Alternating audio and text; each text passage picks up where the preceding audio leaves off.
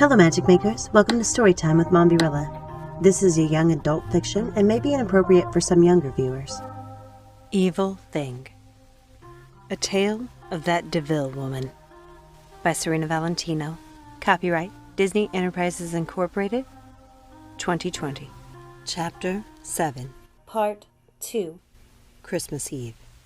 Before dinner, Anita and I changed. I remember feeling liberated by not having to dress up for dinner. If we had been eating upstairs in the dining room with Mamma, we would have had to dress like we were having the Queen for dinner.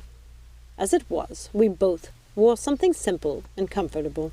I didn't even wear the earrings Papa gave me. The servants' hall was decorated with a colorful garland made of paper rings that were chain-linked together, alternating red and green. There were festive bits of holly and sprigs of pine tied with red ribbons that hung in the doorways. In the corner, near the fireplace, was a small tree decorated with strings of popcorn and cranberries, and faded gold beads that glistened in the firelight. It was much more cheerful downstairs than I remembered.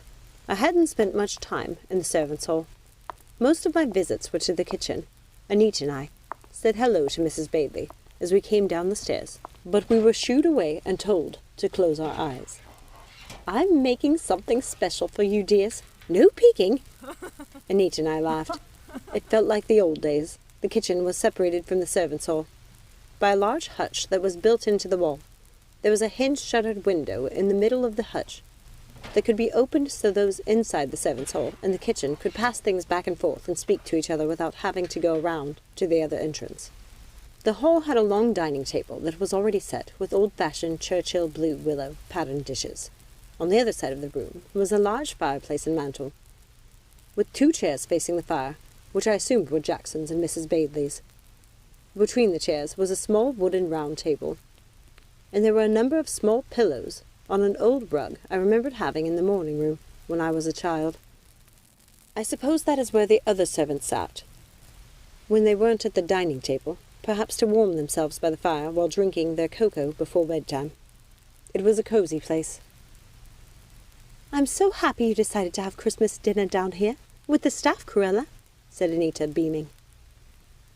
"It would have been lonely upstairs, just the two of us. I always felt Christmas was a time to spend with your family." Anita saw me flinch at the word family, but I wasn't angry with her. I understood what she meant. It was a time for family, and I was missing my papa and mamma more than ever. "I understand. You think of Mrs. Bailey and Jackson as family." "I thought of Mrs. Prickett as family as well." Her voice was sad, but there was something else there, too. "I know you're disappointed, Anita, but I don't wish to talk about Mrs. Prickett. Not now, anyway. Not in front of the other servants." "But you do think of them as family, don't you?" she asked. I thought about it. "Perhaps not in the same way you do, Anita. But I love that they treat you like a member of the family, because to me, you are a dear sister." "And you're mine, Cruella. I don't know where I'd be without you." Oh, how it breaks my heart to think Anita and I are no longer close, that she no longer loves me as she once did. But I shouldn't digress. Those were happy days. At least, I thought they were. The days before Anita betrayed me, when she was practically my world. But back to Christmas Eve. Anita and I were in the servants' hall taking a look around when Mrs. Bailey abruptly opened the shutters, her red happy face peering through the hutch window. "Miss Cruella." "Hello, my dear. I'm sorry I shooed you away." I smiled at the woman. "I understand. You're up to your old tricks again, whipping up some sort of surprise. I bet I can guess what it might be." I imagined raspberry jellies as far as the eye could see and laughed to myself. "Never mind you that, Cruella. You will just have to wait." She closed the shuttered door again, with a dramatic and playful snap. Anita smiled at me. "See, she isn't so bad. I know she annoys you, but she's actually a very sweet woman, and she loves you very much." It had never once occurred to me Mrs. Bailey loved me, not until Anita said so, and it made me wonder, had I had it all wrong? Maybe she had always loved me, the way Jackson had, since I was a little girl. Why had it taken me so long to understand that? I suddenly felt so ashamed for sending Miss Prickett away. It was almost like the woman I had been in that moment was an entirely different person than the woman I was now. And she'd come out without my knowledge or permission. I didn't like that person inside of me, who said and did mean, awful things. But sometimes it felt as if I had no control over her. I desperately wanted to talk to Anita about it, but not then. It would have to wait until after dinner. The thoughts swirling around through my head were too strange to say out loud. In this cheerful room, something within me was changing. Something I couldn't explain. But there wasn't time to slip away and talk. Everyone was making their way to the servants' hall and taking their places around the table. I was offered Jackson's seat at the head of the table, but I declined, choosing to sit by Anita with our backs to the hutch, so we would be facing the fireplace and the little tree.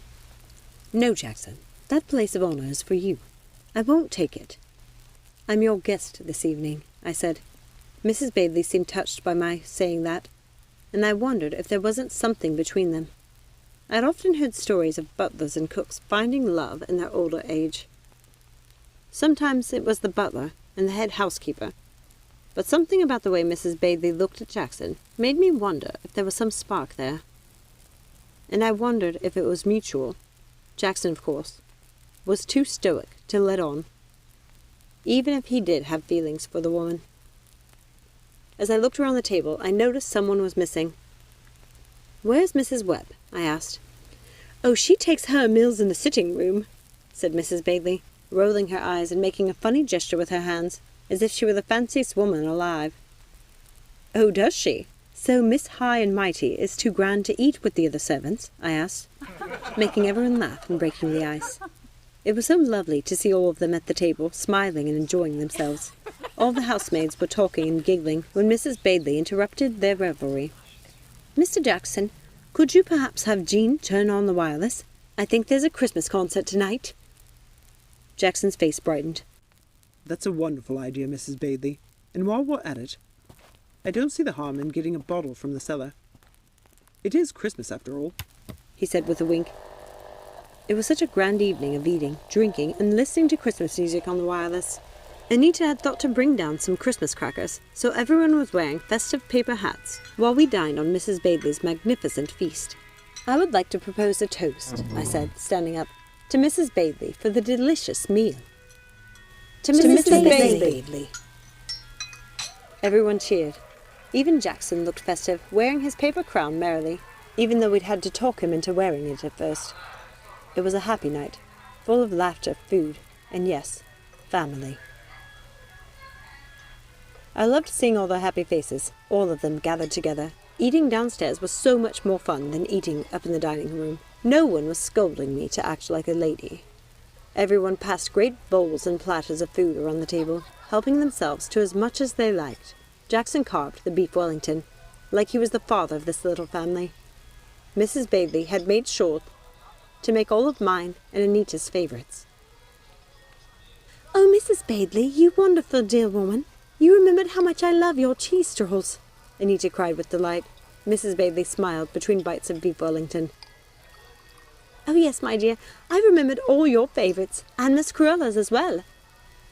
"I see that, Mrs. Bailey," I said, looking at the side table laden with lemon tarts, little cookies covered in powdered sugar, a rum and walnut cake, and a 3-tiered cake covered in white icing. "And the pudding looks amazing. But I wonder if we will have room after eating all of this." I scooped more roasted potatoes and carrots onto my plate. "Oh, you haven't seen the half of it. You haven't even seen my surprise," she said. "There's more?" Anita asked. "I can't even imagine how that's possible." Then I remembered their gifts. "I was so excited for our little party, I forgot to present you with your gifts. Let me run upstairs and get them." "No, Miss Cruella." Jackson put a gentle hand on my shoulder. "Sit. We still have pudding. Mrs. Bailey has been working on your surprise all day. Besides, you are our gift this evening. We're so happy to have you and Miss Anita with us." "Yes," said Jean. "Oh, please stay. You can give us our gifts later," said Polly. "See, these people love you, Cruella," Anita said under her breath. "Who else could get Jackson to wear a paper crown?" Well, Mrs. Bailey, I think it's time Polly brings in your crowning Christmas achievement, said Jackson, giving Mrs. Bailey a little nudge and wink. Yes, Polly, go on. It's on the silver tray sitting on the counter, she said, adding, Jean, go help her, and don't go stumbling and ruining Miss Cruella's surprise. She laughed. Mrs. Bailey wasn't a terrible woman at all. If Jackson was the father of this family, surely Mrs. Bailey was its mother. I'm sure they will do just fine, Mrs. Bailey, said Jackson. And then it arrived, the largest, most magnificent jelly I had ever seen. It was raspberry, of course, and suspended within were cherries and tiny oranges. It didn't seem possible to create such a large jelly without breaking it as it came out of the mold. She decorated it beautifully, with thick whipped cream flowers. I felt like a little girl again. It was the most wonderful surprise of all. A strange feeling pricked at my eyes, and I realized they were wet with tears, and in that moment I decided I liked jellies more than almost anything, because this dear woman had made them for me. Oh, Mrs. Bailey, I love it. Thank you, I said, getting up and kissing her on the cheek. I'm so thankful to have you, and for spending this evening with all of you. Mrs. Bailey embraced me tightly. When I came away, I found flour on my dress, but this time I didn't care. After dinner, the servants talked Anita and me into staying for a glass of mulled wine and to sing Christmas songs before we went upstairs. My heart felt full and my face was flushed. My ghost weren't ghost. They were people, and they loved me. Anita was right. They were my family. And then the bell rang. We weren't expecting guests, but Jackson quickly put on his jacket so he could go upstairs to see who it was. It's likely just children caroling, Miss Cruella. I won't be more than a moment. Oh, wouldn't it be lovely if we all went up to give them a little something, the poor mites, I said. Oh, yes, said Polly. I know. Let's give them some of the chocolates your mother sent us. It would be a nice treat for them. Mrs. Bailey chimed in. Jean, go get a basket from the kitchen, one of my wicker shopping baskets, and bring it here, along with a length of some wax paper. We can wrap up some of those cookies for them as well. Oh, this is so exciting, I said to Anita. I felt like we were on an adventure as we headed upstairs with our basket of chocolates and cookies to give to the singing children. We all stood there assembled, ready to surprise them. Okay, Jackson, open the door, I said, feeling like I might burst from the pure joy of the evening. It was the happiest I had felt since Papa died. Jackson opened the door, but it wasn't children who were waiting. It was Mama. Jackson, what is the meaning of this? Thank you so much for listening. I hope you enjoyed this reading. If you haven't had a chance to, please take a second, like, subscribe, ring that notification bell, comment down below, share with a friend, and check out some of the other Villain series chapters and books as well. Join us next time, and remember, let it go and keep moving forward. Have a magical day. Bye.